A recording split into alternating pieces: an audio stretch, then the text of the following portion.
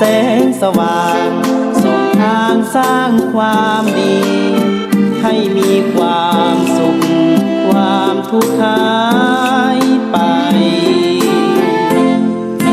ธรรมจาริกธรรมจาริกธรรมจาริกธรรมจาริกธรรมจาริกธรรมจาริกธรรมจาริกขอถวายความเคารพพระมหาเถรานุเถระครูบาอาจารย์เจ้าทั้งหลายจุตนจุองค์เจริญสุขเจริญธรรมมหามุลศรัทธาสาธุชนพุทธบริษัททั้งหลายที่ได้น้อมหน้ากันมาสดับรับฟังธรรมะตังสถานีวิทยุวัดฝายหินมหาวิทยาลัยเชียงใหม่ในคลื่น FM 104.50 เมกะเฮิรตซ์และใน Facebook ในไลน์ท่านพระครูปัญญาสังฆการผู้ดำเนินรายการเสียงธรรมพระธรรมจาริกวัดสลีโสดาพระอารามหลวงในเมื่อค่ำยามเย็นในวันนี้เป็นวันอังคารที่14กันยายนพุทธศักราช2564พร่ำว่าได้วันเดือน12เหนือออก8ค่ำเป็นวันพระวันธรรมสวนะสำคัญในทางพระพุทธศาสนา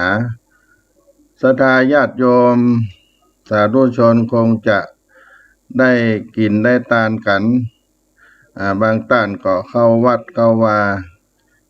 ที่ครูบาอาจารย์เจ้าวาดวัดต่างๆเปิ่นได้เปิดโอกาสให้ได้เข้าปั้มเพ็งศีลทานะบารมีภาวนาบารมีเพื่อสั่งสมบุญในช่วงเทศกาลเข้าพรรษาบางที่บางแห่งวัดวารามเปิ้นก็ยังบ่ให้เข้าไปชุมนุมกันโดยสถานการณ์การแพร่ระบาดของโควิด -19 แต่ก็ได้มีโอกาสได้รับฟังธรรมะทางสถานีวิทยุของวัดฝายหินมหาวิทยาลัยเชียงใหม่และสถานีรายการธรรมะที่อื่นๆที่ท่านได้รับฟังตลอด24ชั่วโมงก็เป็นคุณประโยชน์กับตัวเราท่านทั้งหลายได้อาบน้ำฟังธรรมโดยเฉพาะวันพระวันศีลนี่ก็มีความสำคัญขึ้นมาแถมหน่อยหนึ่งที่เฮาในฐานะเจ้าพุทธก็ได้รำลึกถึงพระรัตนตรัยคุณพระแก้วเจ้าทั้ง3พระการอันเป็นที่จ้างที่พึ่งของเฮาช่วงนี้เป็นช่วงเทศกาลประเวณีเดือน12ตามโบราณนักปราชญ์อาจารย์เจ้าบรรพชนบรรพบุรุษเปิ้นได้สืบทอดธรรมกันเป็นอริยประเพณีด้วยเข้ามาเดือน12แล้วก็จะนิยมทานธรรม แล้วก็ทานขันเข้าทานพระธรรมเทศนาอุทิศส่วนกุศลไปให้กับผู้ที่ได้ล่วงลับดับขันไปเรียกว่าบุพเปตพีการให้ทานแก่ผู้ที่ได้ล่วงลับดับขันไปในเดือน12ตั้งแต่วันออก8ค่ำไปลอดไปถึงเดือน12ดับเพิ่งจะเปิดโอกาสให้ศรัทธาสาธุชนทั้งหลายได้เข้าวัดเข้าวาได้ปั้มเพ็งยังของบุญกุศลต่างๆแล้วก็วันนี้วันพระวันธรรมสวนะอาตมาภาพที่วัดศรีโสดานี้ก็มีการทำบุญแสดงพระธรรมเทศนาอุทิศส่วนกุศลไปให้บรรพชนบรรพบุรุษผู้มีพระคุณต่อวัดศรีโสดาโครงการพระธรรมจาริกผู้ที่ได้อุปถัมภ์วัดศรีโสดาอุปถัมภ์โครงการพระธรรมจาริก ผู้ปฏิบัติธรรมพ่อครัวแม่ครัวคนขับรถที่ได้เสียชีวิตไปตลอดถึงอดีตเจ้าอาวาสพ่ออาจารย์วัดต่างๆก็ได้แสดงเป็นกตัญญูกตเวทิตาได้อุทิศส่วนกุศลไปในเทศกาลป่าเวณีเดือน12ปุพพเปตพีเป็นหลักการทำบุญที่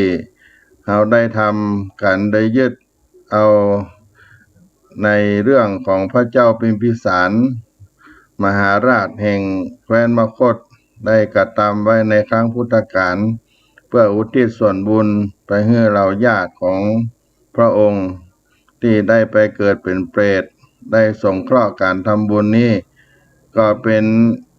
การให้ทานเป็นหลักปริขัมภ์เป็นหลักปริ5ประการที่ออกมาในพระไตรปิฎกะปุพพเปตพีทำบุญในช่วงเดือน12เป็นเดือน12ก็ดีก็ได้อุทิศส่วนกุศลไปให้ผู้ล่วงลับเป็นหนึ่งในพรีตั้ง5นอกจากนั้นก็มีความหมายจุดประสงค์ที่จะได้อุทิศส่วนบุญที่เราได้ทำแล้วได้ปั่มเพ็งแล้วผ่ายแผ่ไปให้สัมพันธวงศาและญาติกาผู้ที่เสียชีวิตไปเป็นการแสดงออกซึ่งความกตัญญูกตเวทิตาต่อญาติผู้ล่วงลับไปได้ทำบุญแก่เปตชนที่บ่มีญาติได้ให้กินให้ทานไปด้วยการทำบุญก็เพื่อให้เปตชนบ่ได้ขัดสนได้รับอานิสงส์ทานได้เสวยสุขเสวยผลในการได้รับอานิสงส์ที่ได้อุทิศจากเฮาท่านทั้งหลายที่อยู่โลกนี้ไปให้เขาที่อยู่แถมโลกหนึ่งให้ได้พ้นจากทุกข์ให้ได้ถึงสุขได้ไปเกิดในภพชาติที่ดีๆโดยแรงอธิษฐานสัจจะอันนี้ก็จะเกิดความสำเร็จจากจิตจากใจของเฮาได้หยาดน้ำหมายตาลเพื่อแผ่บุญกุศลไปดังกล่าวเพราะฉะนั้นการเนื้อทานปุพพเปตพีก็เป็นพิธีกรรมที่ผูกติดกับการอุทิศส่วนบุญกุศลไปให้ผู้ล่วงลับดับขันไปในวันนี้อาตมาภาพจะได้นำเอาพระธรรมเทศนาที่ได้นิยมทานกันในปุพพเปตพีเดือน12หรือเดือน12เพ็งมาแสดงในวันศีลวันพระ8ค่ำเดือน12เหนือในวันนี้ในเรื่องมหาวิบากให้กับศรัทธาสาธุชนท่านใดอยู่ในบ้านในเรือนในรถยานพาหนะจะยกมือไหว้มือสาธิษฐานอุทิศธรรมเทศนามหาวิบากนี้ไปให้ผู้ที่ล่วงลับดับขันไปอยู่ยังบ้านยังเรือนมีข้าวตอกดอกไม้ยกไหว้ปูจาใส่ขันฟังธรรมจบแล้วก็หยาดน้ำหมายตาลไปก็ได้หรือว่าเราได้ทำบุญได้ฟังน้ำฟังธรรมเป็นพระอานิสงส์สืบยาวไปหน้าต้นรายการนี้จะสุภาษิตล้านนาแก่ศรัทธาสาธุชนเป็นธรรมเนียมของรายการเสียงธรรมพระธรรมจาริกในเบื้องต้นนี้ในบทที่ว่าใครอยากกินนักกินเต้าปลายก้อยใครอยากกินน้อยกินเต้าหัวแม่มือความหมายนั้นก็มีอยู่ว่าการใช้จ่ายก็ควรให้เหมาะสมกับฐานะของเฮาอยากกินมากกินนานๆให้กินขนาดปลายนิ้วก้อยอยากกินน้อยกินมานานให้กินขนาดเต้าหัวแม่มือเป็นความหมายที่สอนให้เฮามัธยัสถ์ประหยัดในการใช้จ่ายให้พอเหมาะพอควรกับสถานการณ์การดำเนินชีวิตของเฮาโดยเฉพาะช่วงนี้การแพร่ระบาดของไวรัสโควิด-19 โคโรนา2019ซึ่งก็แผ่ลามไปบางทีก็ขึ้นบางทีก็ลงเราก็ต้องควรระมัดระวังกันดังนี้เพราะฉะนั้นใครอยากกินนักกินเต้าปลายก้อยใครอยากกินน้อยกินเต้าหัวแม่มือ อาจารย์สนันธรรมติสำนักส่งเสริมศิลปวัฒนธรรมมหาวิทยาลัยเชียงใหม่เปิ้นได้ประพันธ์เป็นบทกล่าวเอาไว้ว่าของกินบ่นักใครอยากกินหลายฮือสืบยาวไปกินเต้าปลายก้อยของกินบ่นักใครอยากกินน้อยเต้าแม่มือคอยพอเตอร์เต้าแม่มือกอยพอเตอร์ผลที่ได้หันมันมีเปิดเลอะเป็นเพอก่อเสียงไปปันทรัพย์สินจ่ายซื้อฮือบริหารสมการเหมาะงานกินกันเท่านี่ก็เป็นบทกล่าวที่ได้เป็นคำสอนในเรื่องนี้ความในคราวนั้นได้มีอยู่ว่าของกินมีน้อยหากกินมากกินนักและมีกินของกินมีน้อยหากเราอยากจะกินนักกินนานกินมากและมีกินไปเมินนานก็ต้องเต้าปลายก้อยปลายนิ้วมือของเฮากินเต้าปลายก้อยปลายนิ้วมือของเฮาในต่างกับการของกินที่มีน้อยอยากกินน้อยแต่มีกินมานานก็กินเต้าหัวแม่มือจะได้กินหมดไปเว่ยๆถ้าบ่เชื่อก็ลองดูตามที่ได้หันตัวอย่างของกินมีมากมายกินหมดสิ้นไปอย่างรวดเร็วดังนั้นการใช้จ่ายทรัพย์สินก็เช่นเดียวกันควรมีการบริหารจัดการให้เหมาะสมจะได้มีกินมีใจไปเมินนานไปตลอดยาวนานใครอยากกินนักกินเต้าปลายก้อยใครอยากกินน้อยกินเต้าหัวแม่มือสุภาษิตล้านนาไทยนำเอามาปันมาฝากพี่น้องสาธุชนคนดีทั้งหลายในเมื่อค่ำยามเย็นในวันนี้น้อ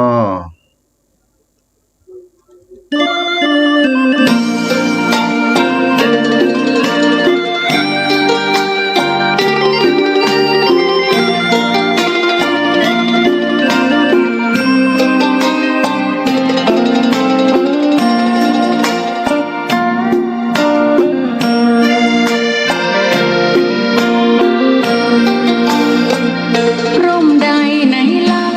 จะเย็นเท่าร่มโพธิ์ทองทั่วลาศรัทธายกย่องร่มของพุทธศาสนายิ่งกว่าร่มใดกันแดดไฟฝนลมหน้าหนาวแผ่กิ่งก้านสาขาปกคลุมประชาทุกชีวิตเย็นใดไหนเล่าจะเทียมเท่าเย็นใจพระธรรมที่ทรงตรัสไว้เป็นความจริงใสตรัสไว้ด้วยดีผู้ทำเห็นเองไม่จำกัดการเวลานาทีผิดถูกแก้กันตรงนี้จะไม่มีเรื่องราวก่อกวนพุทธศาสนาเชื่อมมากับเมืองสยามวัดบ้านโรงเรียนเขตข้ามปฏิบัติตามแม่ยามเรรวนคิดทำสิ่งใดเป็นไปเพื่อประโยชน์ทั้งมวลทำดีละสิ่งยั่วยวนขนึงครวญทางสายกลางชนะในเล่าจะเทียมเท่าชนะตนยิ่งใหญ่ในทุกแห่งหนยิ่งกว่าชนะคนในสงครามไม่มีกลับแพ้ไม่มีเรื่องแย่มาลุกลามประพฤติปฏิบัติตามองค์สัมมาสัมพุทธเจ้า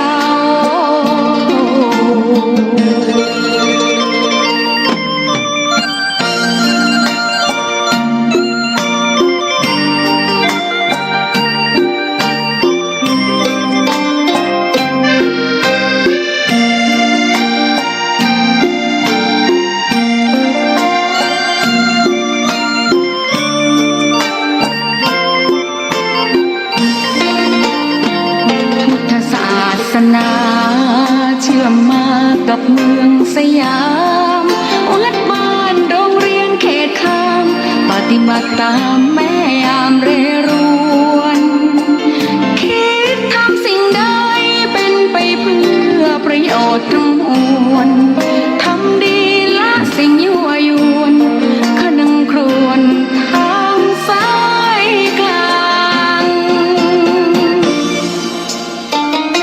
ชนะในเล่าจะเทียมเท่าชนะตนยิ่งใหญ่ในทุกแห่งหนยิ่งกว่าชนะคนในสงครามไม่มีกลับแพ้ไม่มีเรื่องแย่มาลุกลามประพฤติปฏิบัติตามองค์สัมมาสัมพุทธเจ้า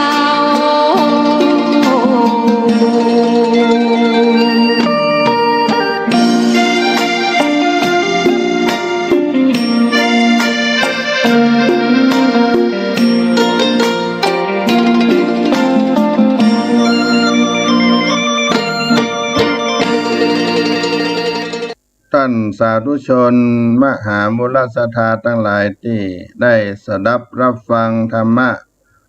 ตอนนี้ลำดับนี้ไปจะได้แสดงพระธรรมเทศนาก่อนที่จะได้รับฟังพระธรรมเทศนาก็ขอน้อมเชิญมวลเจ้ามุศรัทธาสาธุชนท่านผู้ฟังทั้งหลายได้ไหว้พระนพธรรมเป็นมังคละในเบื้องต้นก่อนนออิมินาสการเรนะพุทธังอภิปูชญามะอิมินาสการเรนะธัมมังอภิปูชญามะอิมินาสการเรนะสังฆังอภิปูชญามะอรหังสัมมาสัมพุทโธภควาพุทธังภควันตังอภิวาเทมิสวากขาโต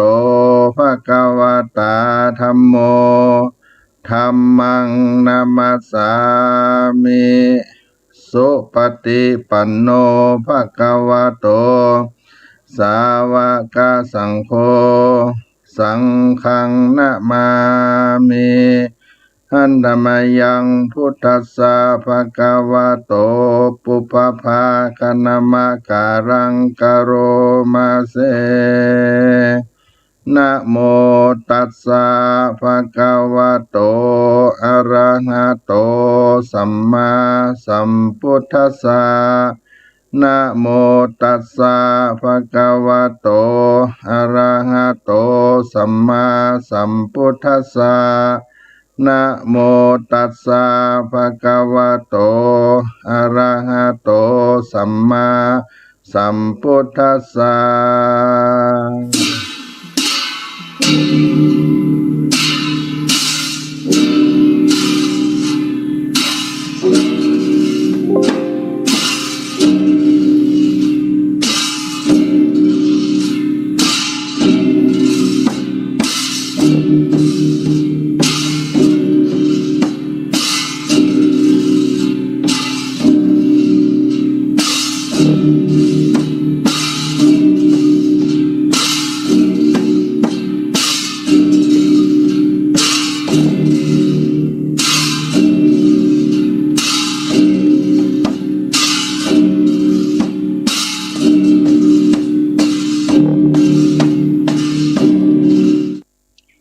ส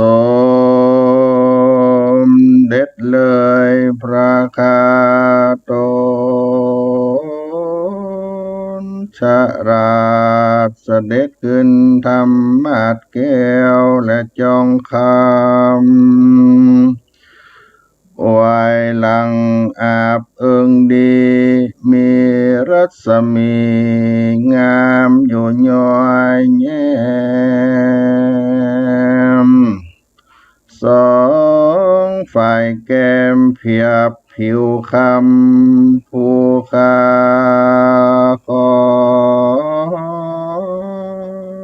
ด บำธรรมจิมพระอยู่จองจองขอพระคาอย่าเข่งคามจงเท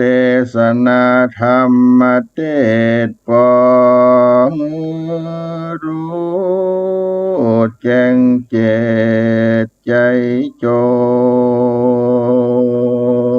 งตาวันโล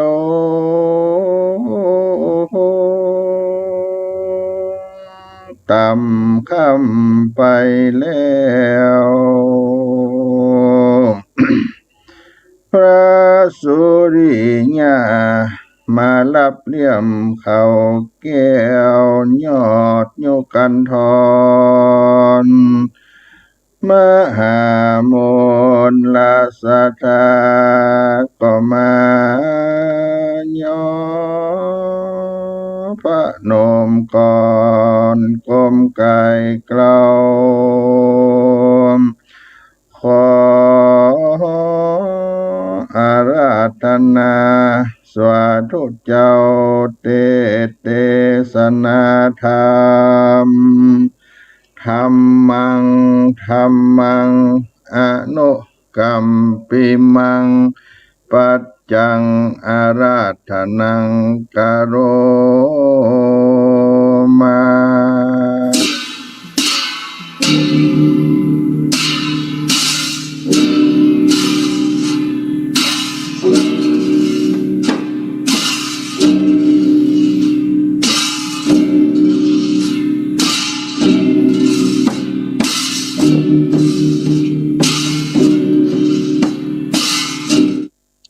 นะโมตัสสะภะคะวะโตอะระหะโตสัมมาสัมพุทธัสสะอิตังสัทธาสาวัตถิยังวิหารันโตอาปุตตะกังนามาเศรษฐิกาลามาริตังอารัมภกาเทสิสาทโวดูราสะปุริสัตตั้งหลายสถาอันว่าสัพพัญโยพระพุทธเจ้าตนเป็นกูเข้าแก่โลกตั้งสามเตียนย่อมสั่งสอนสัตตโลกตั้งหลายไปใจพระจริงใดชื่อว่าสัทธาพระก็สถิตสำราญอยู่ในป่าเจตวันนะอารามอันมีจิมไกลเวียงสาวัตถีราชธานีก็มีแลอัฏฐากาเลยังมีในกาละคาบหนึ่งพระพุทธเจ้าก็ผาลบซึ่งเศรษฐีเป็นเหตุพาก็ประวัติเทศนากล่าวเป็นกาถาว่าอิเมวัตตาพนโตกาญาตุจาริเตนะสะมนากาตาดังนี้เป็นต้น กิระดังจังรู้มานี้ยังมีเศรษฐีผู้หนึ่งอยู่ในเมืองสาวัตถีก็สมฤทธิเป็นดีด้วยข้าวของ80 โกฏบริโหดสังประการเจ้าว่าหาลูกหลานบ่ได้ย่อมประกอบไปด้วยมัจเฉรธรรมกรรมธานีเตียนย่อมหุ่มหีเข้าของไว้แม้นจักกินก็กลัวพรานแม้นจักตานก็กลัวเสียงไปหลายเต้าโคงควายหอบหยับไว้บ่ใครกินบ่ใครใจบ่ใครมักกะตำบุญหือตาน อยู่บ่ปอนนานพญาติที่กรรมมาบังเกิดในกายก็ล่วตายไปก็มีแล เมื่อนั้นพญาปาเสนาติโกสรราชได้ยินข่าวว่าเศรษฐีผู้นั้นตายแล้วดังอันพญาก็หามายังเสนาอามาตย์มาสู่คุมราชหงหลวงพญาจิงถามเสนาผู้จาราชอันกวาดรู้หิตโบราณว่าโดราตั้นตั้งหลายเอ่ยอันว่าเศรษฐีผู้นั้นก็ตายหาลูกหลานจักสืบสายแตนขากุลบ่ได้ในญาติหนึ่งอันว่าเขาของสัมปติตั้งหลายฝูงนั้นเขาจักกระทำดังเลือดีจาว่าอันอาทาในกาละยามนั้นเสนาผู้ฉลาดก็ไว้ขาบทูลสารว่าเทวราชาคาแต่สมติเทวราชเป็นเจ้าในเมื่อเขาของอันหาผู้รักษาบ่ได้แม้นมีในราชธานีแห่งมหาราชเจ้าก็ควรไหลเข้าไปในเล่มในสางแห่งมหาราชเจ้าที่นั่นแลว่าอันพญาปาเสนกิติโกสลราชา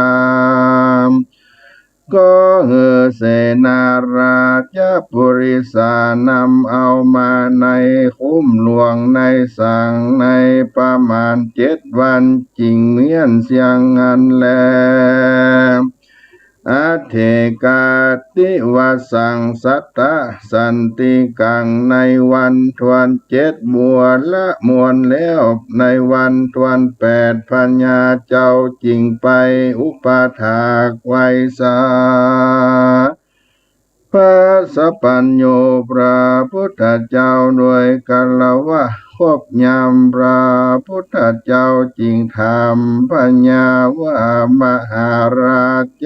ดุรามหาราชเจ้าเหตุใดจริงนานมาสู่สำนักตถาคตนิจารอยว่ามีปริโภกะเฮียงใดจาเมื่อนั้นพญาปเสนาติโกสลราชาก็ขับตูนไว้สาวาพันเตภกวาคาแต่พระพุทธเจ้ายังมีเศรษฐีผู้หนึ่งมาตายละเสียแลหาลูกหลานจักสืบแทนขกุลและแสสืบแทนสัมปติหมดใดผู้ค้าจริงหือปริวานไปคนเอามาไว้ในเล่มสั่งในคุ้มหลวงพระราชวังได้7 วันกันบัวละมวลแล้วผู้ข้าจริงได้มาอุปถากไว้สาสปัญโยเจ้าบัดนี้แลพระญาไว้สาดังนี้แล้วก็รู้ว่าทูลถามว่าพันเตภกวาข้าแต่สัมปัญโยพระพุทธเจ้าอันว่าเศรษฐีนั้นมีเขาของสัมปติก็มากนักและมีญาติสาปริวารก็มีมากนักนี้ลีเหตุใดจริงหาลูกหลานบ่ได้แม้นมีเขาของสัมปติมากก็บ่อาจจักปริโภคใดนั้นจา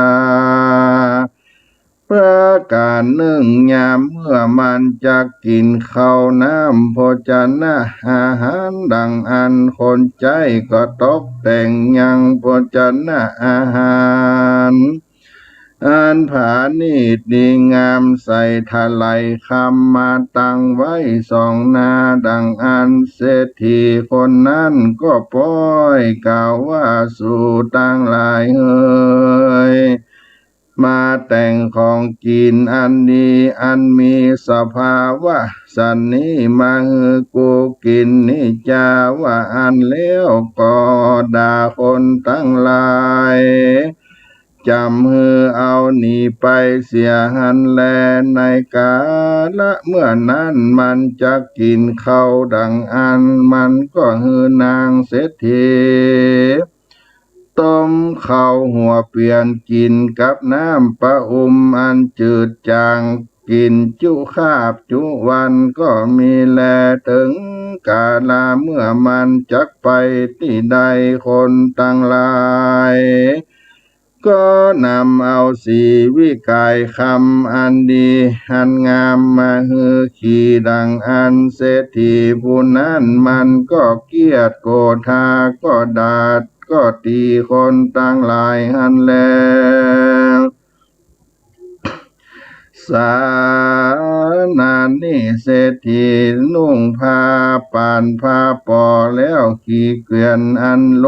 อันค่ำจะลาไปแล้วก็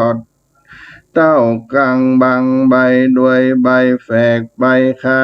ยิบเป็นห่มไปก็มีแลพันเตภะคะวาคาแต่พระสัมปัญโยพระพุทธเจ้าส่วนเศรษฐีผู้นั้นแม้นมีข้าวของมากปวงหลวงหลายนักมันก็บ่อาจจักบริโภคได้สันนานเพราะป่าปากรรมเยื่องใดจาขอพระสถาเป็นเจ้าจุงเตสนายังปุปกรรมมาวิบากแห่งเศรษฐีผู้นั้นเฮือแจ้งแก่ผู้ค้าต่างหลายแด่เติมเมื่อนั้นพระพุทธเจ้าก็เทศนาสำแดงยังปุปกรรมมาวิบากอันเศรษฐีหากได้กระทำมาฮือแจ้งพระจริงแสงเทศนาว่า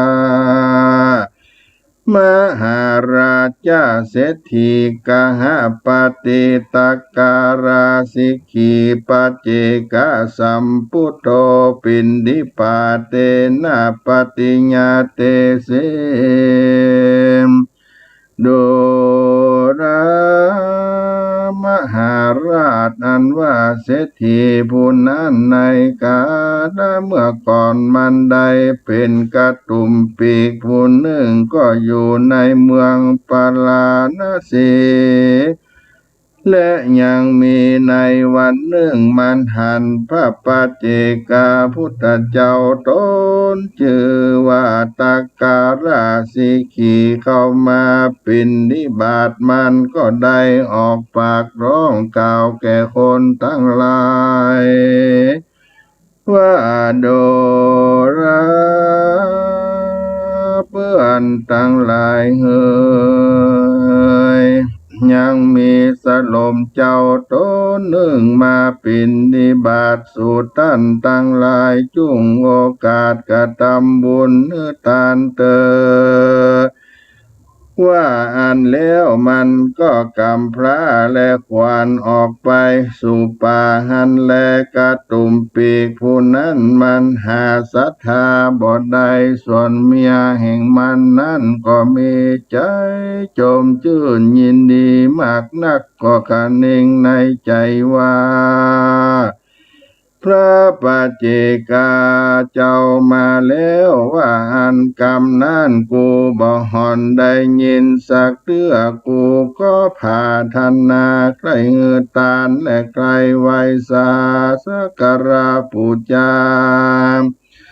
โจเมื่อแต่ดีลีกันว่านางเศรษฐีคนิ่งใจสันนี้แล้วนางก็นำเอาข้าวน้ำโภชนะอาหาร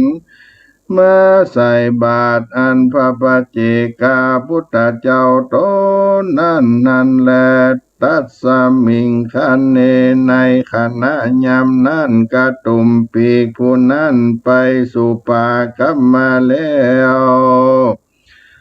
ก็หันเมียมันตกแต่งดาเข้าน้ำโภชนะอาหารมาใส่บาตรพระปาเจกาพุทธเจ้าดังอันมันก็กล่าวว่าเจ้าสะลมเฮ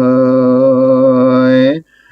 เจ้ายังได้สั่งสักเล็กน้อยอันจาว่าอันแล้วมันก็ไขดูบาทพระปาเจกาพุทธเจ้ามันก็หันเข้าปิณฑบาตอันเมียตนหากตานสันนั้นมันก็บังเกิดความกินแหน่งใจว่าอันว่าข้าวน้ำโภชนะอาหาร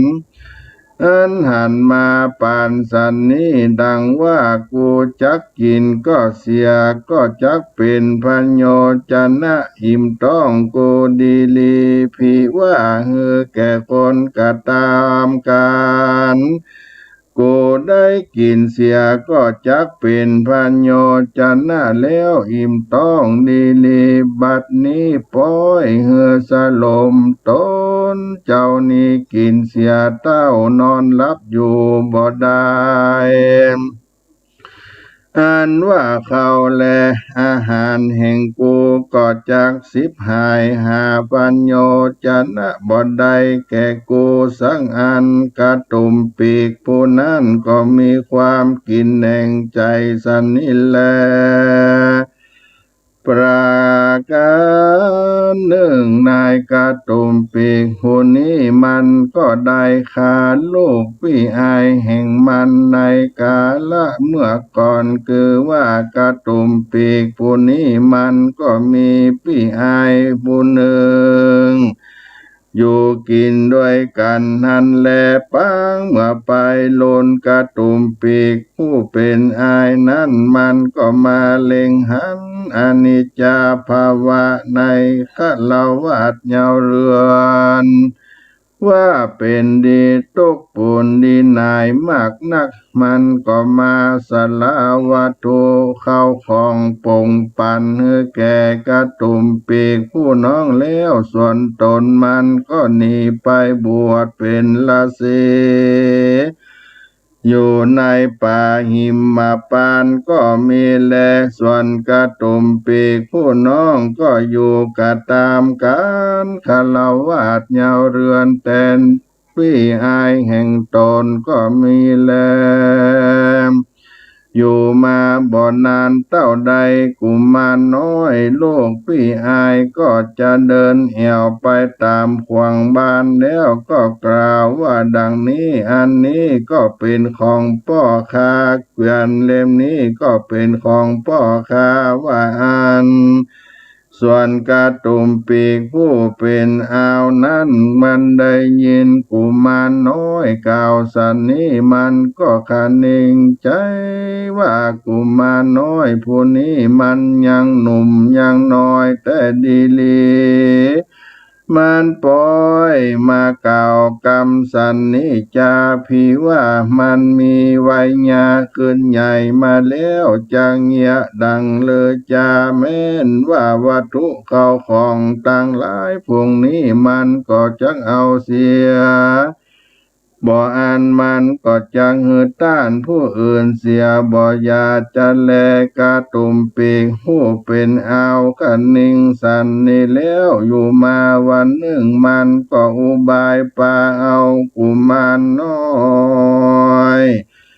อันเป็นหลานแห่งตนผู้นั้นไปสู่ป่าแล้วก็บิดดอกกุมารบิดคอกุมารตายแล้วก็ตอดละเสียในป่าจ้าหันแล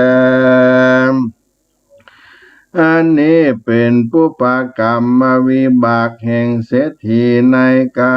ละเมื่อก่อนนั้นแลสัทธาสัพพัญโยพระพุทธเจ้ากันนำเอาปุปกรรมแห่งเศรษฐีมาเทศนาเท่านั้นแล้วพระตนแก้ว ก็เตสนาวันมหาราชโดรามหาราชอันว่าเศรษฐีผู้นั้นเมื่อก่อนมันได้เป็นกระตุ่มปีกผู้หนึ่งมันได้ร้องแก่คนต่างหลายตานเข้าปิณฑบาตแก่พระปัจเจกพุทธเจ้าวันนั้นด้วยเตจากุศลเท่านั้นกันมันโจติตายก็ได้ไปเกิดในสวรรคเทวโลกได้เจ็ดชาติกันจุติจากเทวโลกก็ได้ลงมาเกิดในเมืองสาวัตถีก็ได้เป็นมหาเศรษฐีมีข้าวของมากนักมันก็บ่อาจจักบริโภคได้แม้นว่าข้าวน้ำโภชนะอาหารอันผานิชก็ดีพาผ่อนต้อนสบายยัวยานเสวิกายคำก็ดีและปัญจกามกุลอันเป็นโอราลิกามันก็บ่อาจจักบริโภคได้ก็โดยปาปกรรมอันมีความกินแหน่งใจเสียดายเขาเป็นนิบาตอันเมียตนได้ยกยอดตานใส่เขาเป็นนิบาตแก่พระปัจเจกพุทธเจ้าวันนั้นแล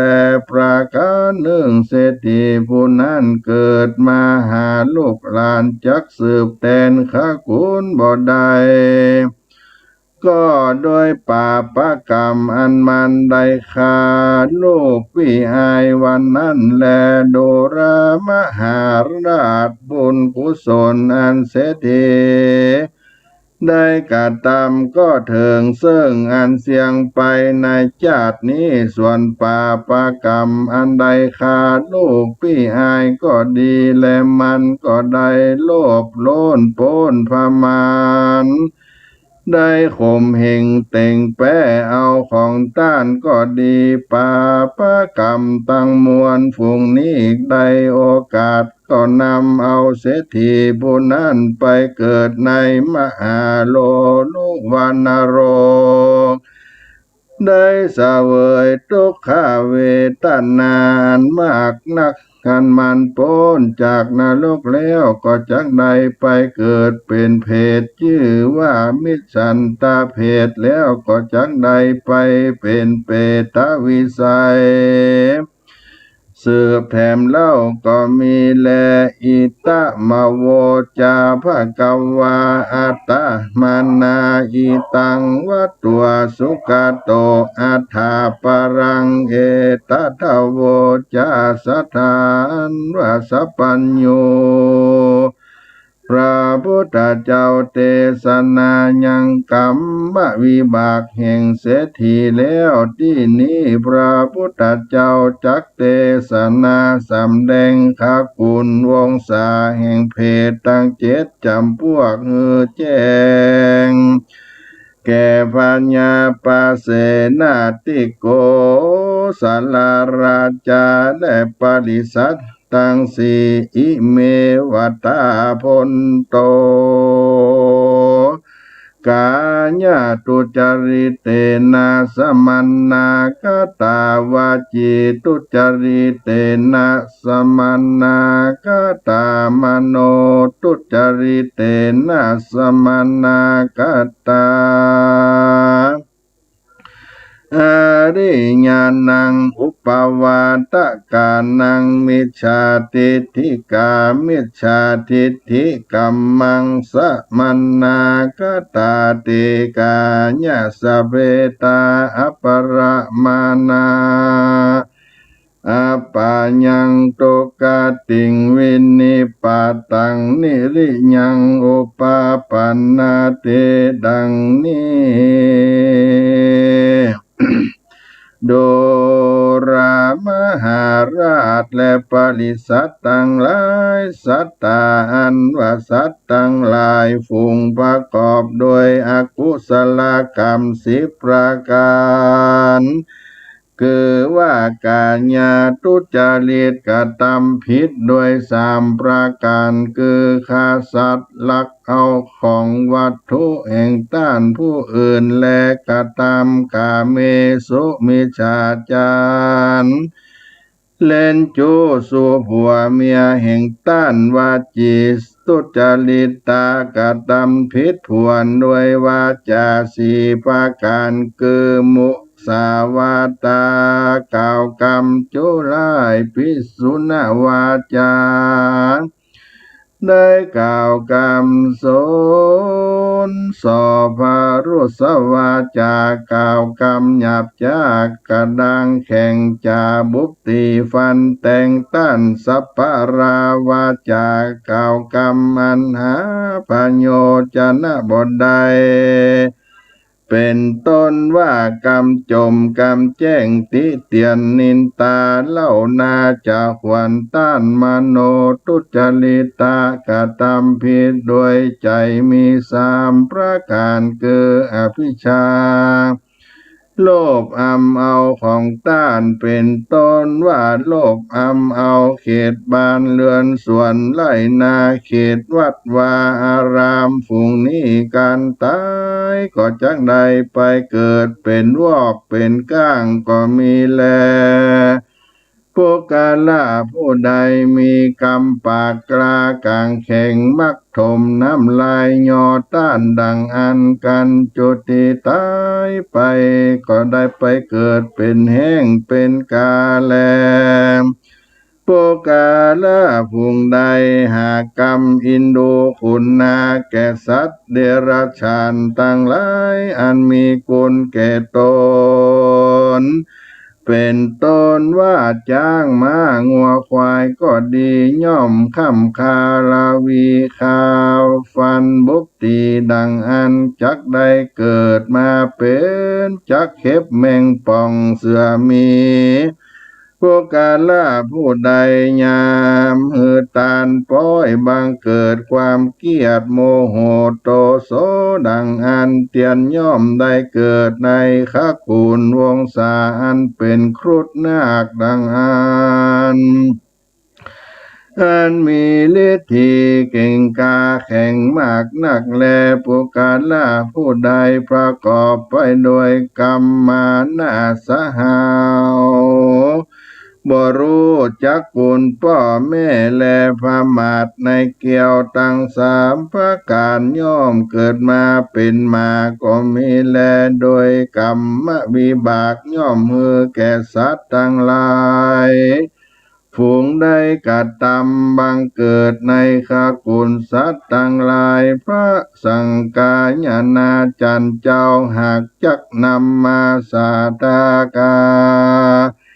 นำมาสาธยายสำแดงตามบาทบาลีธรรมพระพุทธเจ้าบทหนึ่งว่าอริยานังอุปาวาตกังดังนี้ ก็มีโดยประการดังกล่าวมานี้แลนะ มหาวิปากาสัมมาตังนิทิ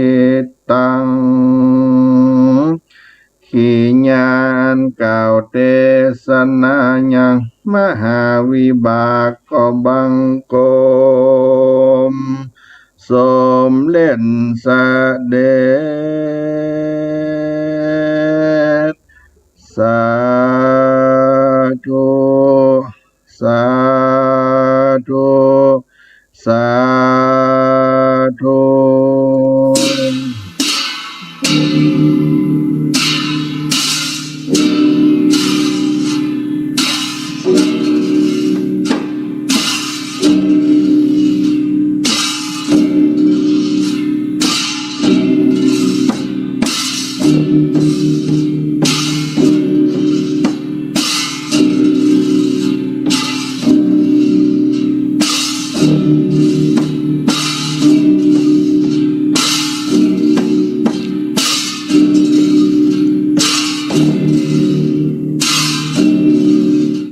หามูลศรัทธาสาธุชนทั้งหลายได้สดับรับฟังพระธรรมเทศนายังมหาวิบากกรรมมหาวิบากกรรมแห่งชีวิตมนุษย์ซึ่งแสดงให้หันถึงการกระทำที่กระทำในปัจจุบันชาติอันจะส่งผลต่ออนาคตชาติเป็นหลักธรรมคำสอนของการมีชีวิตในปัจจุบันชาติและอนาคตชาติที่ดีก็คือการรู้จักรักษาศีล 5 ศีล 8เพื่อตานและฟังธรรมเทศนาเพื่อเป็นคติสอนใจเป็นแนวทางแห่งการดำเนินชีวิตหากคนที่จิตใจชื่นชมยินดีทำแต่ความดีเมื่อลาละจากเมืองคนก็นำเอาตนไปสู่เมืองฟ้าเข้าสู่นิพพานในอนาคตการอันจักมาไปหน้าฉะนั้นในเรื่องมหาวิบากที่กล่าวไว้ที่พระสัมมาสัมพุทธเจ้าได้แสดงโปรดปรานแก่พระเจ้าประเสนติโกศลราชาซึ่งเป็นมหาราชาครองเมืองสาวัตถีที่ได้กล่าวถึงเรื่องเศรษฐีผู้ที่มั่งมีด้วยสัมปติเข้าของมากมายถึง80 โกฏแต่เป็นคนขี้จี้ขี้ทีบ่ได้จกจ่ายกินใจบ่ฮื้อกินเนื้อตาลจะกินอันดีอันลำก็บ่กินแม้แต่เสื้อผ้าอาภรณ์ก็นุ่งผ้าปอผ้าป่านอันบ่ดีบ่งามจะเดินทางไปทางไหนทางใดปัจจัยสีวิกายอันเป็นเครื่องพาหนะเต้าใจแต่ล้อเกวียนอันเก่าค่ำชราบ่ได้จับจ่ายในการทำบุญกว่าทรัพย์สินที่มีนั้นจะหมดจะเสี่ยงไปเมื่อเศรษฐีนั้นเป็นคนดังนี้แล้วอยู่ไปจนถึงได้ล้มหายตายไปก็ได้ละเข้าละของเอาไว้เพราะบ่มีโลกมีเต้าสืบแทนข้าวกุลเข้าของพระเจ้าประเสนติโกศลราชาก็ได้ทราบข่าวแล้วก็ได้ไปนำเอาสัมปติตั้งหลายเข้ามาไว้ในต้องพระคลังในมหาราชวังเพื่อเป็นของหลวงออกไปบ่มีไผสืบเข้าสืบของแล้วก็มีปัญหาในใจด้วยเศรษฐีนี้เป็นเหตุฉันใดจึงได้เกิดมาเป็นอย่างนี้ก็จึงเข้าไปทูลถามยังองค์สมเด็จพระสัมมาสัมพุทธเจ้าพระองค์ก็ได้กล่าวถึงอดีตชาติที่ได้ที่เศรษฐีนั้นได้เกิดเป็นกระตุ่มปีกที่ในเมืองปาราณสีบ่ชอบกินชอบทานบ่ชอบทำบุญกุศลแม้แต่พระปัจเจกพุทธเจ้าที่มีชื่อว่าตักกราสีขีมาปิณฑิบาตในหมู่บ้านมันก็เปล่าเอิ้นบอกเฮือเปิ้นแล้วมันก็บ่ใส่บาตรก็หนีเข้าป่าเข้าดงไปและก็เมียของมันนั้นมีจิตใจที่หุมกินหุมทานได้นำเอาข้าวน้ำโภชนะอาหารมาใส่บาตรพระปัจเจกพุทธเจ้ากับเจ้าบ้านเจ้าเมืองนั้นเมื่อมันทราบข่าวภรรยาได้เอาเข้าอาหารไปใส่บาตรพระปัจเจกพุทธเจ้าก็มีความโกรธโมโหบ่พออกพอใจกินแหนงแข็งใจที่เมียได้เอาข้าวน้ำโภชนะอาหารไปให้เป็นทานแก่พระปัจเจกพุทธเจ้าและมีพี่อ้ายซึ่งเป็นเศรษฐีด้วยกันมีลูกคนหนึ่งเปิ้นก็เบื่อหน่ายในวัฏสงสารได้หนีไปบวชเป็นพระฤาษีอยู่กับป่าแล้วก็เอาลูกให้โตนั้นให้น้องเอาไปเลี้ยงไปดูพร้อมกับมอบสัมปติเข้าของทั้งหลายทั้งมวลให้แก่เศรษฐีผู้เป็นน้องนั้นต่อมาก็เกิดความละโมบโตโสกลัว